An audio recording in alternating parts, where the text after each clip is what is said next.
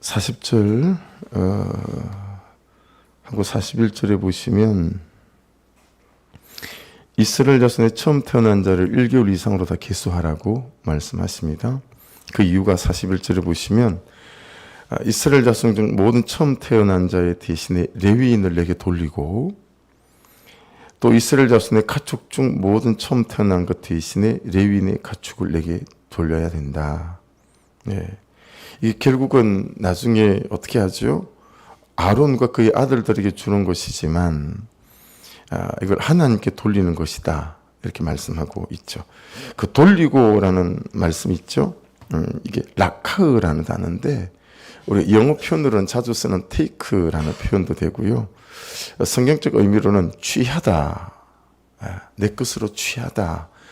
그런데 그게 한 걸음만 더 해석이 들어가면 선택하다, 선택했다, 내가 그렇게 선택했다. 그래서 이걸 메시지 바이블에는 보니까 선택해서 내 거니까 따로 떼어놓아라, 이렇게 번역을 했어요. 따로 떼어놓아라. 레위인을 따로 떼어놓아라, 그건 내 거다. 레위인의 가축을 따로 떼어놓아라, 그건 내 거다. 이런 식으로 해석하고 번역을 했습니다. 이게 이제 여러분 출애굽기 12장 출애굽할 때의 말씀에 근거합니다. 출애굽기 12장 12절로 13절을 말씀을 보면, 내가 그 밤에 6월절 밤이죠. 애굽 땅에 두루 다니며 사람이나 짐승을 막론하고 애굽 땅에 있는 모든 처음 난 것을 다 치고 애굽의 모든 신을 내가 심판하리라. 나는 여호와라. 13절, 내가 애굽 땅을 칠 때에 그 피가 너희가 사는 집에 있어서 너희를 위하여 표적이 될지라. 어린 양의 피를 좌우문술조 임방에 바르는 거, 우리 신약시대는 예수 그리스도의 보혈을 의미하죠. 내가 피를 볼 때에 너희를 넘어가리니 재앙이 너희에게 내리 멸하지 아니하리라. 동일한 출애굽기 12장 23절에는요.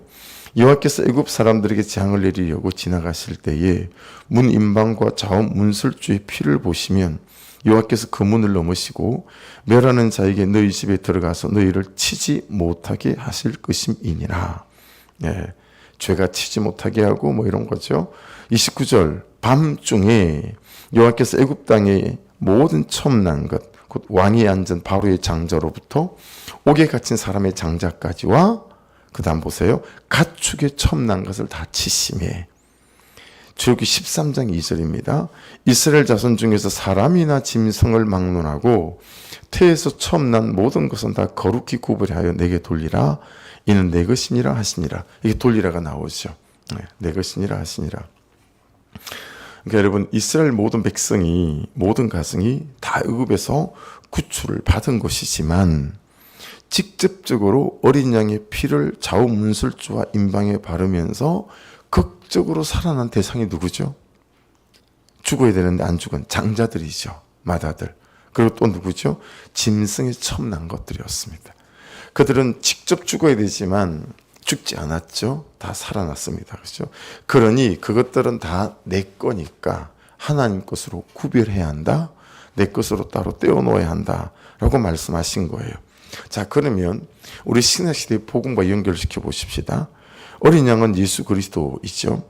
어린 양의 피는 예수 그리스도의 보혈입니다. 그렇죠? 그리고 보면 신약시대의 오늘을 살고 있는 우리에게 이 말씀은 이렇게 해석되고 적용될 수 있는 거죠. 내 아들 예수를 나의 구주와 주님으로 고백하고 시인하고 영접하여 내 아들 예수의 보혈로 살아난 모든 사람은 전부 따로 떼어놓아라. 다 내 것이다. 맞죠? 말씀이 한치도 비약되거나 한치도 의도적 해석들이 없는 거예요. 다시 한 번 더 읽어드릴게요. 내 아들 예수를 나의 구주와 주님으로 고백하고 시인하고 영접하여 내 아들 예수의 보혈로 살아난 모든 사람은 전부 따로 떼어놓아라. 그들은 다 내 것이다. 그러니 지금 오늘 민수기 3장 본문에서 말씀하고 있는 레위인은 특별히 처음 장자들과 이 사람들은 전부 오늘날의 예수 그리스도를 믿는 우리이다라고 하는 것을 알 수 있습니다. 결국 돌리고 라카어라는 이 단어는 넌 내 것이다. 너는 내가 선택한 내 백성이다 라고 저와 여러분에게 이 아침에 예수를 믿는 우리 모두를 향한 하나님의 말씀이다라는 거죠. 야, 넌 내 거다. 넌 내가 선택했다 라는 의미가 될 수 있고, 넌 내 거니까 따로 떼어놓아야 돼 라고 하는 것이니, 여러분과 저희 시간이며 삶이며 존재며 이 인생 자체가 하나님께서는 넌 내 거다 라고 말씀하시는 거다 라고 해석되어질 수 있고, 그렇게 적용되어질 수 있다라고 하는 거죠. 45절을 보십시오. 오늘 본문 45절. 이스라엘 자손 중 모든 처음 태어난 자 대신에 레위인을 치하고, 또 그들의 가축 대신에 레위인의 가축을 치하라. 레위인은 내 것이라 나는 여호와니라. 우리가 레위인이기도 하고 이 장자이기도 하고 그런 거죠. 그러면서 여러분 46절로 가보실래요? 속전 얘기가 나와요. 이스라엘 자손의 처음 태어난 자가 레위인보다 273명이 더 많은 적 속전으로 한 사람의 5세겔씩 받되 성소의 세겔로 받으라. 한 세겔은 20개라니라. 이 속전, 이 속전은 합성어예요. 속 더하기 그리고 전, 이렇게 합성으로 되어져 있는 거거든요. 이 속은 파두이라고 합니다. 몸값을 치르고 자유케 되어졌다라는 파두이란 단어고, 전, 이거는 은으로 된 돈, 그래서 이걸 케세프라고 하거든요. 은으로 된 동전을. 그게 속전이에요. 그러니까 여러분, 몸값을 치르고, 우리는 뭐죠? 죗값을 치르고 자유케 됐죠. 예수 그리스도의 보혈로 말미암아. 그래서 여기 속전은 예수 그리스도의 보혈이다라고 말씀드릴 수도 있어요. 그래서 예수님께서 십자가에 돌아가실 때 가상칠은 7마디의 말씀 중에 하나가 뭐죠? 내가 다 이루었다. 테텔레스타이예요. 내가 다 갚았다. 전부 다 갚았다. 뭐 대한마트 정도에서 우리가 물건 사고 10만 원, 5만 원 그때 쓰는 이 용어가 아니고, 이건 삼성하고요, 또 LG하고요 몇백억씩 주고 받을 때 무역적 용어란 말이에요. 엄청난 돈이 오고 갈 때 썼던 용어가 이 테텔레스타예요. 저 다 갚았습니다. 예수님께서 다 갚았다. 내 피로, 내 목숨으로 네 죗값 다 치루었다. 그러니 어떻게 되죠? 넌 이제부터 내 거다라는 거예요. 이게 법적인 용어예요. 법리적인 용어라고요. 그러니까 여러분들이 그냥 아니에요라고 할 수가 없을 만큼 땅땅땅 법원에서 판결이 떨어진 거예요. 야, 네 모든 죗값과 네 몸값을 예수 그리스도가 다 치루었다. 그러니 너는 두말할 여지 없이 너는 예수 그리스도의 것이다. 이렇게 이제 말씀되어지는 것이 오늘 본문이다라고 하는 것입니다. 여러분, 야곱이 라헬을 얼마나 사랑했는지 아시죠? 그렇죠? 7년을 하루같이가 아니에요. 사실은 14년을 하루같이 사랑했습니다. 그렇죠? 라헬을 얻기 위해서 야곱은 14년을 삼촌 라반의 집에서 종같이, 종처럼 정말 종으로 살았어요. 그것뿐만 아니고요, 라헬을 통하여 낳은 자녀들도 라헬의 소생이라 그리 아끼고 사랑했습니다. 그게 누구죠? 요셉이었습니다.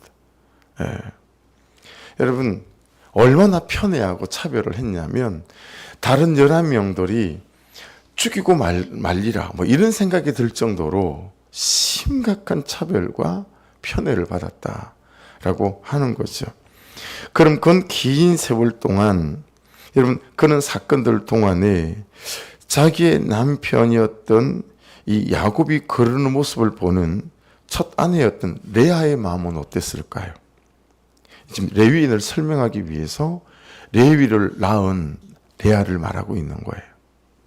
여러분, 그런 남편을 쳐다보고 있는 레아의 마음이 어땠겠어요? 14년을 하루같이 여러분 라헬을 쳐다볼 때 이미 레아는 야곱의 아내였었어요. 그러니 여러분, 이미 야곱의 아내인데 다른 여자를 향한 그런 중심을 가지고 살아가는 남편과 함께 사는 레아의 마음이 어땠을까? 이거 여러분 짐작하고도 남음이 있지요. 얼마나 처절하고 비통하고 고통스러웠겠습니까? 여러분, 야곱은 그렇다 치고 첫날 밤에 라헬이 들어오지 않고 레아가 들어온 사건을 삼촌 라반의 추잡한 욕심에서만 비롯되어진 것이라고 생각하고 이 야곱은 그렇게만 해석하고 반응하는 거예요. 이해되시죠? 자기 인생에 하나님을 넣지도 않고 이 사건에, 자기 인생에 일어난 이 사건에 하나님을 넣을 줄을 몰라요. 야곱은 일어나는 사건마다 하나님 쏙 빼고 해석하고 하나님 쏙 빼고 반응하는 거예요. 그래서 삼촌 라반이 첫날 밤에 레아를 자기 침소에 들인 것은 잘못된 일인 거죠. 어떤 식으로든 자기 힘으로 자기 열정으로 노력으로 이걸 바로 잡아야 되는 일이었던 거예요. 그렇죠?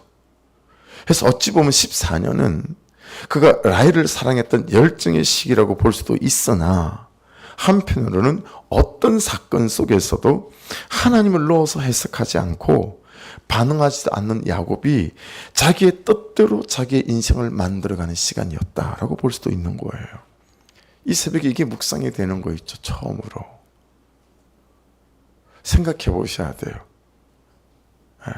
분명히 삼촌 라반이 잘못했죠.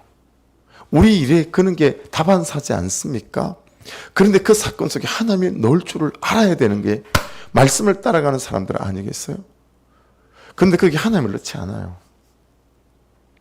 그래서 야곱은 이걸 바로잡아야 되는 거예요. 어떻게 하든 바로잡아야 되는 거예요. 여러분 레아의 눈빛과 그게 얼마나 야곱을 쳐다볼 때 여러분 절박했겠어요. 그런데 그러거나 말거나 이 잘못된 일과 이 인생을 나는 바로잡아야 되겠다.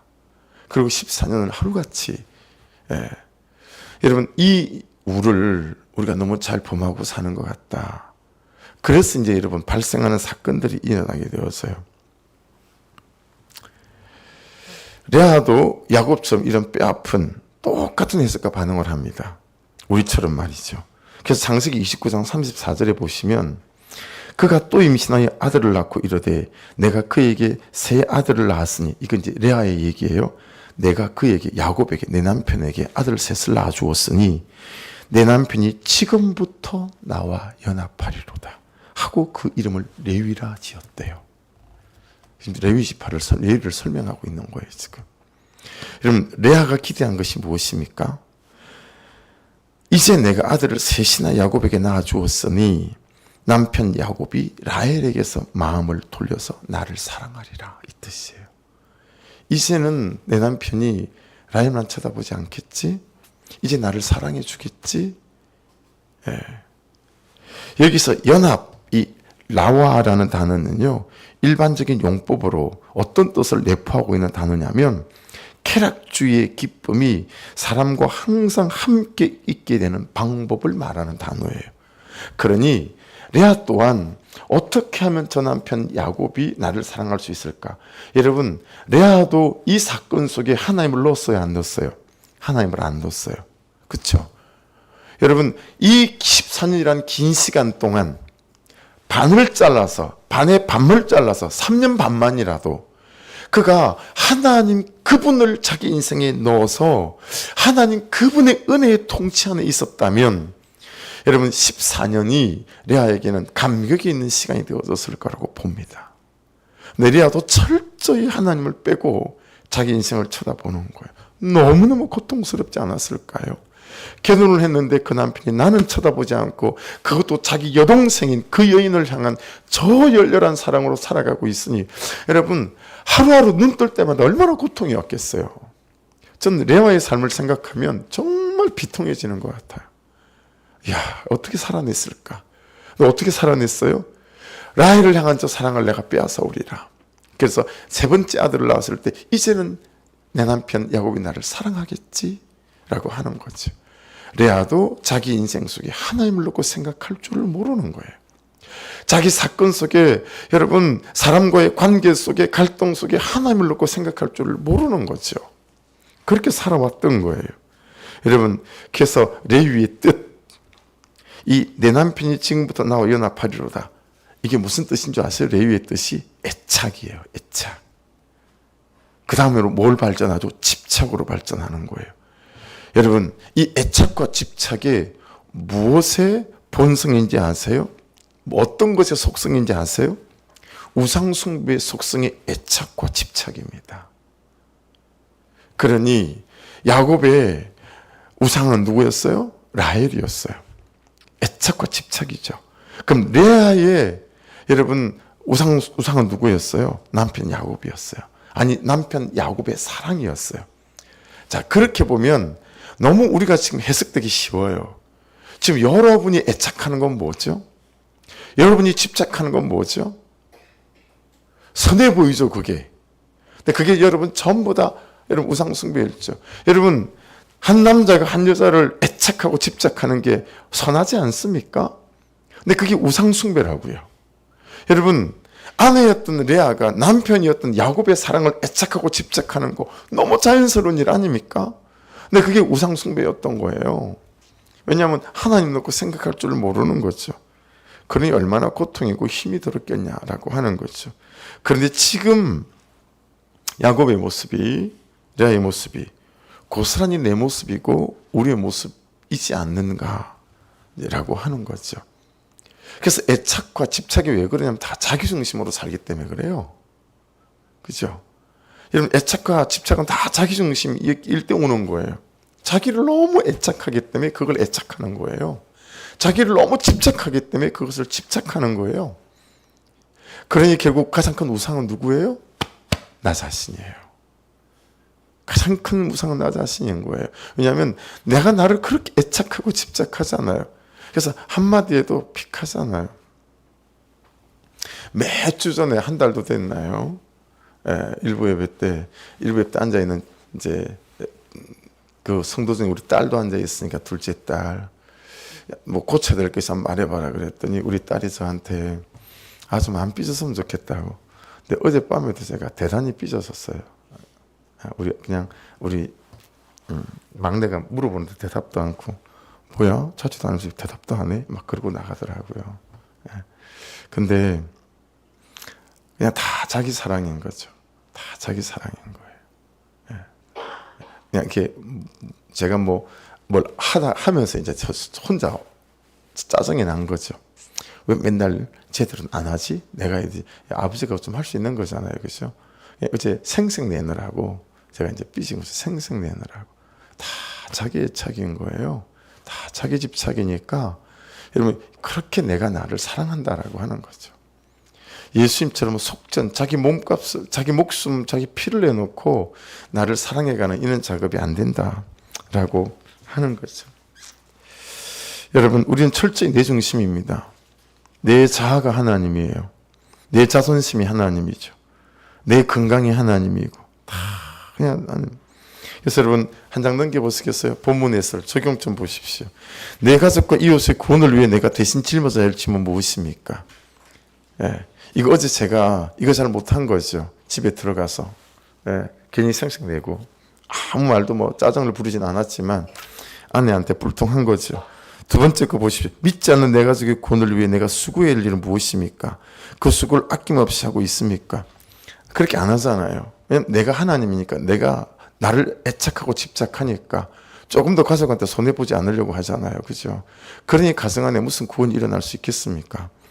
세 번째 적용 질문 보세요. 내가 날마다 퀴트를 해도 여호와의 말씀대로 명령하신 것 같이 되지 않는 것은 무엇입니까? 따져보시면 다 내가 애착하는 걸걸요. 다 내가 집착하는 것입니다. 그래서 여러분, 적용해 보셔야 됩니다. 지금 나의 애착은 무엇인가? 지금 나의 애착은 누구인가? 물건일 수도 있고, 대상일 수도 있고, 사람일 수도 있고, 그리고 나 자신일 수도 있고, 내 자신 안에 있는 어떤 자존심일 수도 있고, 그게 나의 애착이며 집착이며, 그리고 그것이 나의 우상숭배일 수 있다는 거예요. 그래서 여러분, 일반적인 의미에서 국어사전을 찾아봤더니 애착이라고 하는 것은 몹시 사랑하거나 몹시 끌려서 그것에서 떨어지지 않는 마음이라고 해요. 그래서 애착은 사람일 수도 있고 물건일 수도 있고 내가 추구하는 바 어떤 이상이나 목적이나 목표일 수도 있다라고 하는 거죠. 그런데 한결같이 그것이 우상의 속성이다라는 것입니다. 지금 하나님이 보세요. 그 레위를 내 것이다, 내가 선택했다라고 하는 거예요. 레아는 이제 레위를 낳았으니 내 남편 야곱이 나를 사랑하겠지? 라고 말하고 생각하고 이름을 그렇게 지어줬는데 지금 하나님은 아니, 레위는 나의 선택이다. 그 레위는 내 것이다 라고 말씀하시는 거예요. 이해되셨죠? 여러분, 그 얘기는 레위는 누구와 연합해야 된다는 말씀입니까? 하나님과. 그렇죠? 레위인의 애착은 누구여야 합니까? 하나님이어야 한다 라고 하는 거죠. 근데 그 레위인은 누구라고요? 예수 그리스도의 보혈로 대속받고 구속받은 모든 그리스도인이에요. 그러니 저와 여러분이 그 레위인에 속한 거죠. 그러니 여러분, 우리는 하나님의 것이고 나는 하나님의 선택 속에 있는 백성이다. 너 내 거야 라고 지금 이 아침의 말씀을 통해서 우리에게 말씀하고 있는 것입니다.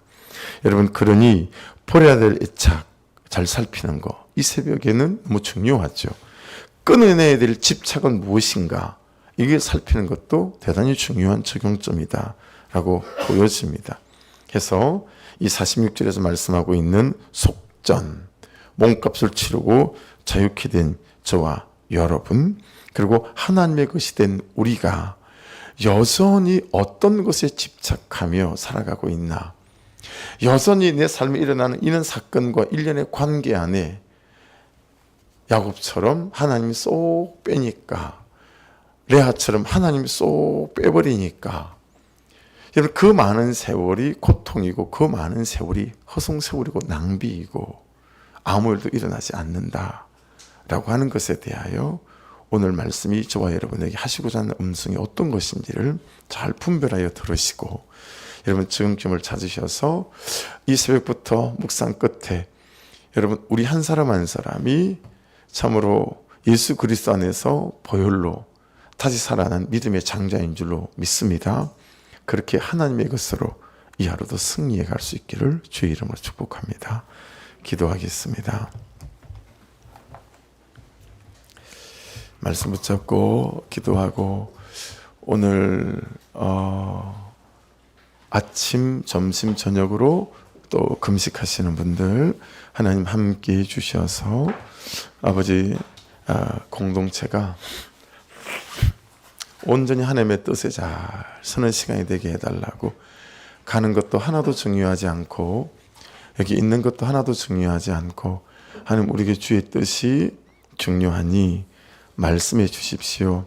어떤 사람도, 목사님조차도 가고 싶은 마음에 가야 될 것처럼 영적인 분위기 조장해서 영적인 사기치지 않게 도와주시고, 어떤 사람도 여기 있고 싶은 마음 때문에 마치 여기 있어야 되는 것이 맞는 것처럼 또 그렇게 분위기 조장하고 말씀을 곡해해서 영적인 사기치지 않고 온전히 하나님의 뜻이 우리 가운데 드러나서 하나님의 통찰에 거하는 우리 교회 될 수 있도록, 우리 성도 한 사람 한 사람 될 수 있도록 아버지 은혜를 부어 주시옵소서. 꼭 중보해 주시고, 선교사님들, 밴쿠버 소망의교회와 대전의 소망의교회를 위해서도 몸이 아픈 분들을 위해서 중보해 주시고, 우리 믿음의 반석 안에 들어있지 못한 가족들, 또 예수 믿지 않는 우리 가족들을 또 중보하는 이 아침 되어지기 원하고, 또 목장을 돌아보시면서 재정의 문제나 관계 문제 때문에 이런저런 일련의 사건들 때문에 어려운 분들이 있다면 하나님 넣고 해석하고 믿음으로 반응할 수 있는 은혜를 부어 주옵소서. 또 중보하기를 원합니다. 우리 주여 한번 부르고 기도하십시다. 주여!